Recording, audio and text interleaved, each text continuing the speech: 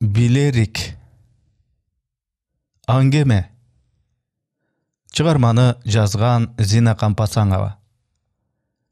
Окуган Үн Коштоп аудиолоштурган Эржес Кыяз. Жаңыдан супа сала баштаган жайкы таң айылдын чоң ортосунда жайгашкан бак шактуу үйдө ый менен башталды. Ушул үйдө бүт өмүрүн өткөрүп келген Айым Паша бүгүн түнү 82 жашында көз жумду. Коронун кең ачылган темир дарбазасынын сыртында тизилип турушкан эркектер байбиченин уулдары, инилери, кайнилери эле. Ар бири жаңы ак калпак, чапан кийишип, белдерин шайгур менен курчанышкан. Колдорунда жаңы бет арчы, аны менен көздөрүн басышып, киши келген сайын «Энем-ой» деп өкүрүп жатышты. Айым Пашанын кыздары, сиңдилери, келиндери дагы ого эле көп болгондуктан маркумдун сөгү жаткан боз үйдүн төрүндө 2-3 катар жайланышып зорго батышты. Алар да жаңы сарпай кийишип, баштарына чоң жоолукту арта салынышып, омоктуу олтурушуп, үнүн жасап ыйлап, эл көзүнө сөйлөттү көрүнүүгө милдеттүү. Көңүл айтканы келишкендер кошоктун сөздөрүнө, мукамдуулугуна кулак төшөшүп, өз баасын берип кетишет. Бул күнү сөөк чыгарган үйдүн каржылык дарамети, ынтымагы, нарк насили элдин сынынан өтөт. Байбиченин кенже кызы Жазгүл суук кабарды түндө телефондон угары менен жолго чыкса да, таңгамал зорго жетип келди. Ал эже тайжелеринин катарында эң акыркысы болуп олтуруп, келгенден бери өксөгөн ыйын баса элек. Бул биринчи жолу башына түшкөн оор кайгы эле. Башына салынган жашлы гүлдү чоң жоолугу, үстүнө кийген жаңы көк көйнөгү да апасын жоктотуп, жүрөгүн туз куйгандай ачыштырат. Жазгүл жана анын эжелери, тайжелери азага кийинишкен көйнөктөр менен жоолуктарды Айым Паша байбиче көп жылдан бери жыйнап келаткан. Алыс жуукта жашашкан кыздар анда-санда бир келишкен сайын бокчосун ачып, өзүнүн өлүмтүгүнө деп чогулткан сарпайын көрсөтүүнү унутчу эмес. Бокчодо сакталган ар бир буюмдун аталган ээси бар эле. Бул көйнөктү мен өлгөндө сен кийесиң. Буларды тайжеңерге бересиңер. Муну болсо чоң келиниме. Бул абысыныма деп кымбат баалуу кездемелердин оромдорун ага кошуп жоолуктарды бир-бирден көрсөтүп чыкчу. Түгүл алмаштырып алышпасын деген ойдо кимге атаса ошонун ысмын кагазга жазып, ичине кошо бүктөп койчу. Алардан тышкары уулдарына атагандары, батага келгендерге себетке деп жыйнаган шуру, күзгү, атырупа, чай пияла, аш кеселер, шайы жана пахта кеземеден жасалган белбо, бет арчы сыяктуу майда чүйдө буюмдарда бир чоң баштык толо эле. Жаназа окуган молдого берилүүчү жай намаз менен акча эң үстүндө турчу. Бул мени севим. Кемпир өлгөндө баары бокчосунан чыкпаса эл сөз кылат, дечү кыздарынын кулагына куя сүйлөп. Байбиченин уул кыздары эненин керез мурасын уга беришип, бышы кулак болуп калышса да, анын бир кымбат буюму гана кимге тиерин эч ким билчү эмес.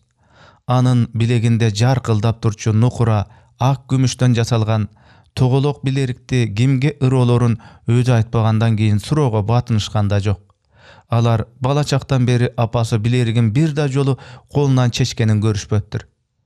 Айым Пашаны күйөөгө узатарда атасы бир төсүн анжанга айдап барып пулдап, өзбек зергерлеринен күмүш сөйкө, шакек, билерик, шуру сыяктуу жасалгаларды сатып келген экен. Атанын бул белегин Айым Паша өмүрүнүн аягына чейин бапестеп жоготпой, жана чечпестен тагынып өттү. Айрыкча толмоч билегине куюп койгондой жарашкан күмүш билерик көргөн көздү арбап турчу. Ага чегилген ашемдүү майда кештелер узак мезгилге сүрүлүп өчүңкү тартканы жана ажыдаардын башы кейиптенип кайкалай жасалган эки учу бул буюмдун кымбат баалуулугун билдирет. Кулагындагы селкилдеген сандыкча күмүш сөйкөсү, көйнөгүнүн тик чакасын төнөгөн күмүш тогоосу, колундагы билериги апасынын ажарын ачкан буюмдар эле. Мындай илгерки азем зергер жасалгалар айылдагы нарктуу байбичелерде да чанда гана учурайт. Кичинесинен эле сөйкө шуруга жакын чыккан Жазгүл апасынын билеригине бала кезден ашык. Кызынын сонуркосун байкаган эне да Men ölgönde sen alasың деп koyucu. Boy jetip altın dese altın, gümüş dese gümüş tökö şakekтерди koş-koştop tagına başlasa dele apasının uadası göңүлүнөн çıkpay жүрчү. Билерike egeder bolуучу күндү күткөн демес. Kim ele ата-энесин өлүмгө ыраа көрсүн. Билерик жөндө сөздү апасы өзү козгоду. Акыркы жылдары тез эле сырколоп жүрчү Айым Паша байбиче алыс жуукта жүрүшкөн уул кыздары чогулуп келип калышкан күндөрүнүн биринде колундагы билерикти кармалап, анан Жазгүлгө күтүүсүз кайрылды. Ушуну мен өлгөндө сен ал деп жүрчү элем. Өлүм айттырбай келет. Азыр эле чыгарып ал. Жазгүл сүйүнгөндөн мейли деп ашыга айтып, башын ийкегилеп да жиберди. Апасынын көңүлү үчүн коюңузчу, албайм этпейм эле. Өлөм деген каяктагы сөздү айтасыз да. Биздин бешинебизге узак жашаңыз. Күнү күчүбүздү көрүңүз дегенге шасы да жеткен жок. Абийирдин бул үнүн бала кезден эңсеп жүргөн буюмга ээ болуу кубанышы басып койду. Эки колу билерикти көздөй кантип сунулганын да байкаган жок. Сен чыгара албайсың. Уштары катуу. Сен чыгарып колуна салып бер деп эне чоң уулуна колун сунду. Агасы билерикти апасынын колунан суруп алууга дити барбагандай козголгон жок. Башкалары да ооздорунан сөздөрү түшкөндөй жер тиктей тунжурашат. Өмүр бою билегинен түшүрбөгөн азем буюмун көзү тирүүсүндө эле кызына тапшырып жатканына иштери ачышкандай. Эненин экинчи жолку буйругунан кийин гана агасы билериктин эки учун күч менен жазып суруп алды. Андан кийин аны Жазгүлдүн колуна кийгизип туруп, кайра эки учун капшыра бириктирип койду. Күмүштүн муздак, оор салмагын өз билегинен сезгенде келиндин бала кезден эңсөсү канып жыргай түштү.